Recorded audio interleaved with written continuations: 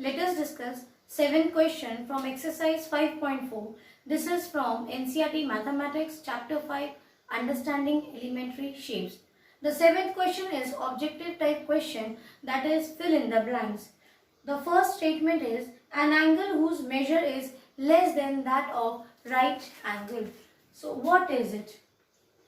It is a right angle that is equal to 90 degree. They are saying what is the angle which is less than that of a right angle. So less than right angle, we know it is acute angle. So you will fill up that blank with the word acute angle.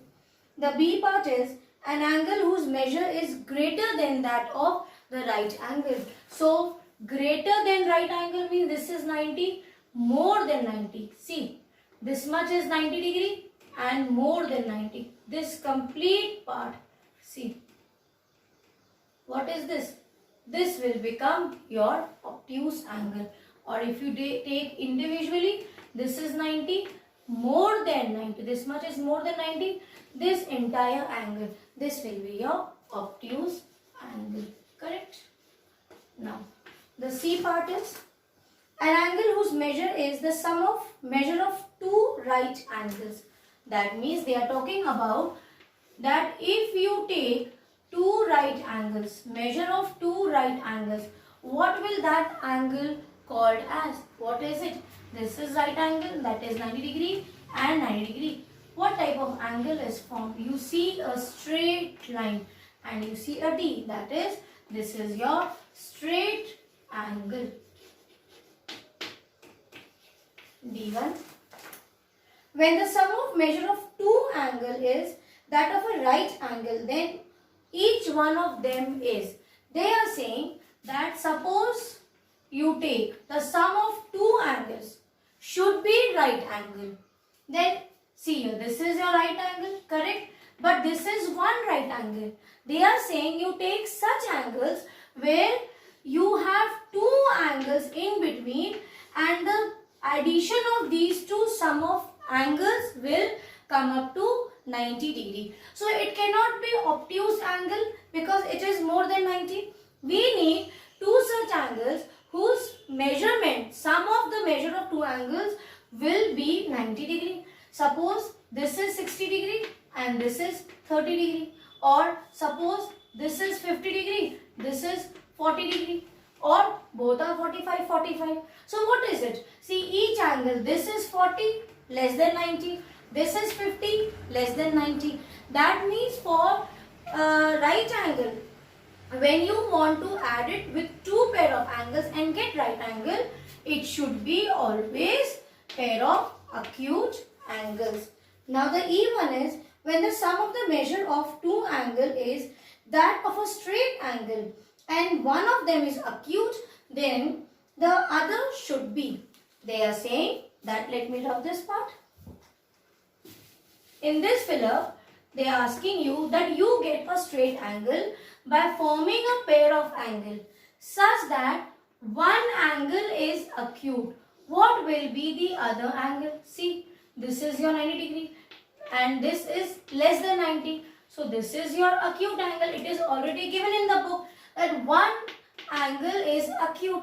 So from the pair of angle, the other will be more than 90. That is, it will be obtuse angle. So here we complete the 7th question. The 8th question is find the measure of the angles shown in each of the figure. Now see what you have to do for the 8th question. In 8th question, some figures are given to you like this and you have to measure the angle. What you do? You take out your protector, yes, and you place the center of this protector at this point and place it in such a way that the line should be coincident on edge. It should not be visible through the protector, okay? And this is, suppose start from 0. You see where is this line pointing at which angle. Suppose this is at 70. So you will write down 70 degrees. So this is just a practice question which we have done in our previous classes also. So it is simply a revision, a quick revision of how to measure the angles. Same way you have one more figure like this time. And this part you have to measure, this part. So this angle, what will you do? You will place your protector here, and from this point you will place the protector center point also at this point, and see, suppose here on the protector you will see this is 90, you will see somewhere it is 130 or 120, and then you will write down the measurement of the angle here. You can also label it A, B. So angle B is equals to, if it is 130, write down 130. I am not sure, I am not measuring. This part you will do. Okay. Now let us come back to 9th question. These questions are simply practice questions, so we can do it on our own.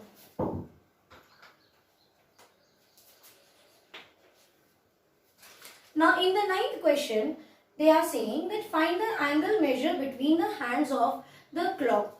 See, one figure is given like this and it is showing that it is 9 o'clock. It is given here, it's 9 o'clock.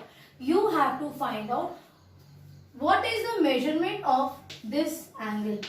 So even if you don't know, you don't want to measure, this question we can do directly, because you know here that 10, 11, 12, 3 numbers. So on a clock when you get 3 numbers, you know it's a right angle. But here you will again do the same thing what you are doing in the previous question. You will take your protector, correct, place it here with this point matching on it, coincident on this line.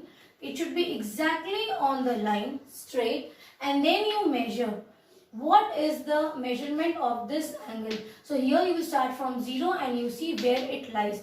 You will see this angle, that is when it is 9 o'clock, it will be always 90 degree. Same way for the third one, see, it is given that it is 6 o'clock. So for 6 o'clock what we will do? Same way, you will place your protector this time in this position, okay, left side, and then you measure. Suppose you start from here, this is your 0, you see where is this point pointing at which number? It will be at the last number, that is 180 degrees. So please try to complete your work.